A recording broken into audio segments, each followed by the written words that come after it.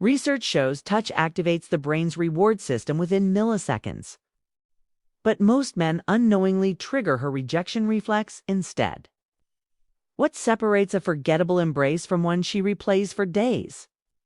Listen, this isn't about manipulation. It's about understanding a language you were never taught to speak. Touch is the oldest form of human communication. It's older than words, older than civilization. Your ancestors survived because they understood what a touch meant.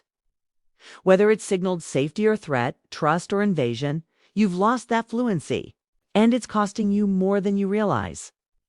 Every hug is a test. She doesn't know she's administering it. You don't know you're taking it, but her nervous system is reading every micro movement of your hands.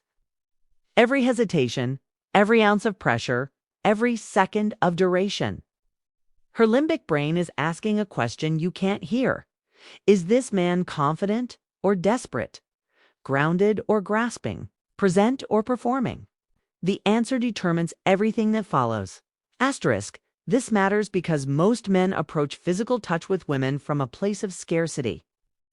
They're either too timid, creating no polarity at all, or too eager, broadcasting need like a frequency.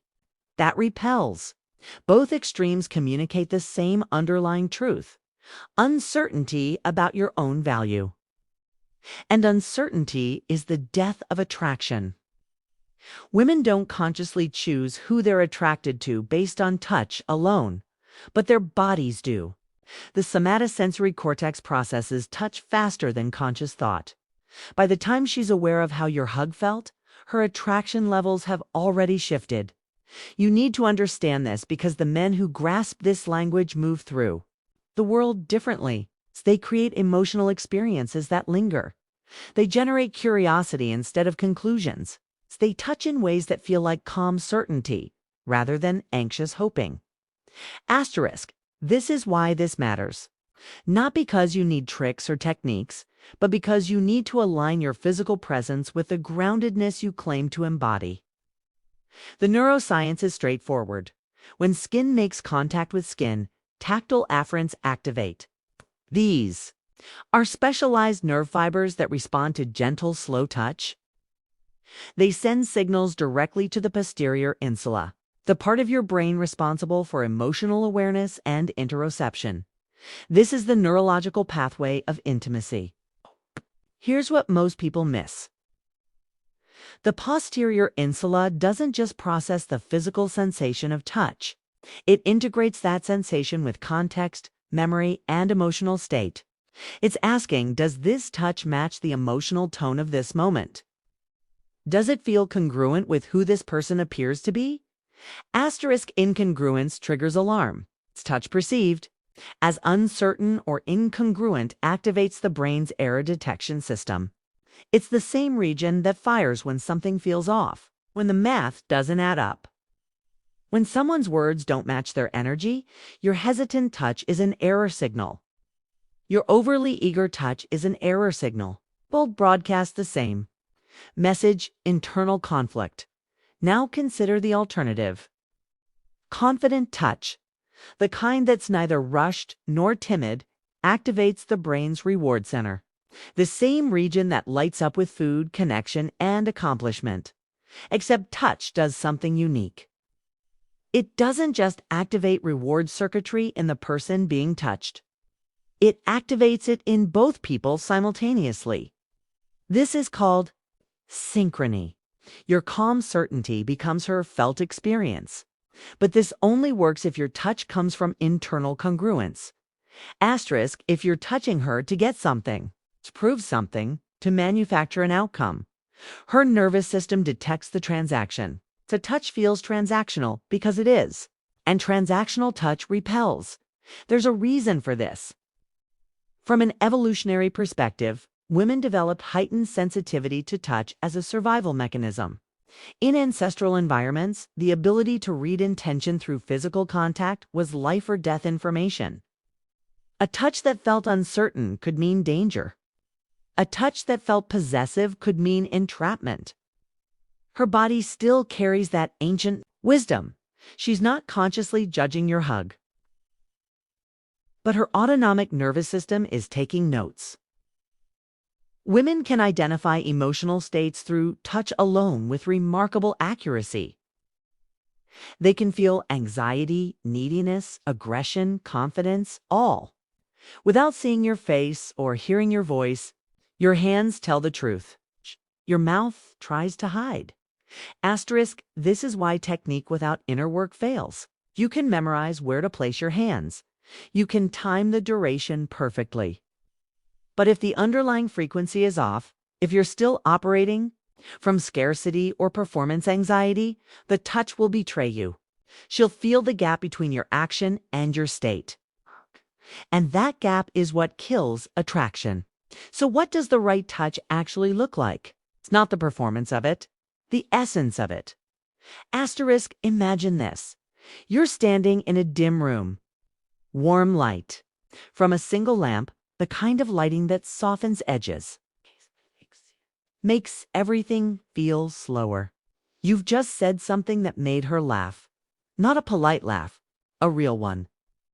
The kind where her shoulders drop slightly and her guard lowers for half. A second, she steps in for a hug.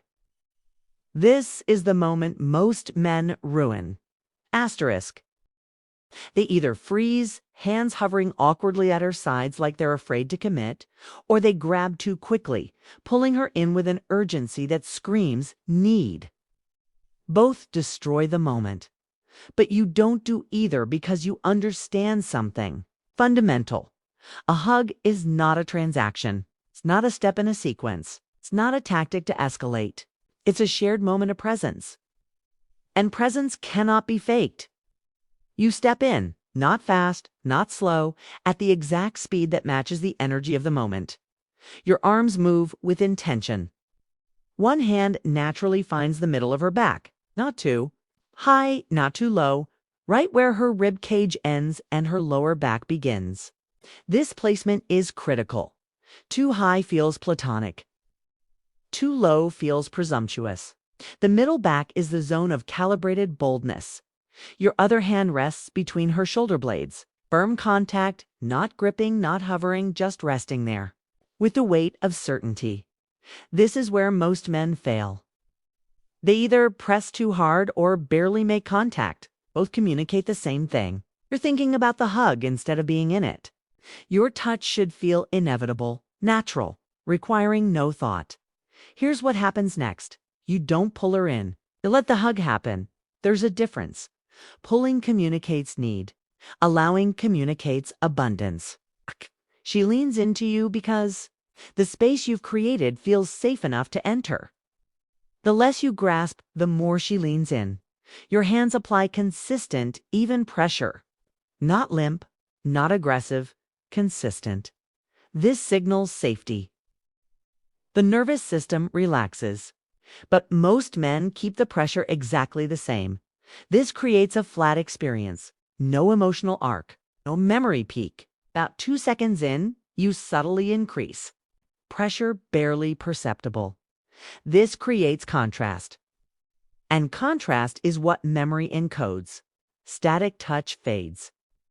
Dynamic touch lingers. Your hand between her shoulder blades moves slowly upward. Over 3 seconds. No faster, no slower. When it reaches the base of her neck, your fingers spread slightly. Not gripping, not pulling, simply resting. The neck is an intimate zone tied to trust and vulnerability. Touching it with calm certainty activates deep primal circuitry. Strength without threat. Dominance without aggression. Polarity without performance. Your breathing stays slow. Your shoulders stay relaxed. Your jaw stays soft. You're not thinking ahead. You're here. Humans co-regulate nervous systems through touch. If you're anxious, she becomes anxious. If you're present, she becomes present. This is why state matters more than strategy. When the hug ends, you don't cling. You don't rush away. You feel the moment her body signals completion. You mirror her movement.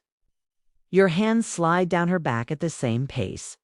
Fingertips trail off last. This extends sensory memory, like resonance after a note. She won't think about the hug. she'll think about you. Curiosity forms. And curiosity is where attraction begins. This knowledge can be misused. Technique without inner alignment fails. Women respond to authenticity, not choreography. The touch amplifies what's already there. Insecurity becomes louder. Groundedness becomes undeniable. This is why surface-level attraction advice collapses. It teaches performance, not presence. Before using any of this, ask why you want it. It's validation. Stop. Need leaks. But if it's alignment, continue. Because presence changes how you move through the world. Context always matters. Not every moment calls for touch. Wisdom is knowing when not to touch. This is the real work. Becoming a man whose presence communicates what words cannot. Strength without force. Desire without desperation. Calm without performance. Traction is created through calibrated restraint. The man who can touch and release without grasping demonstrates self-possession. And self-possession cannot be faked. Your hug doesn't create desire. It creates curiosity. And curiosity is how attraction begins, not through force. It's through space. Not through taking, through allowing. Understanding, as explained by Dr. Sophia, reflects timeless principles of human connection grounded in psychology, nervous system, regulation, and embodied presence.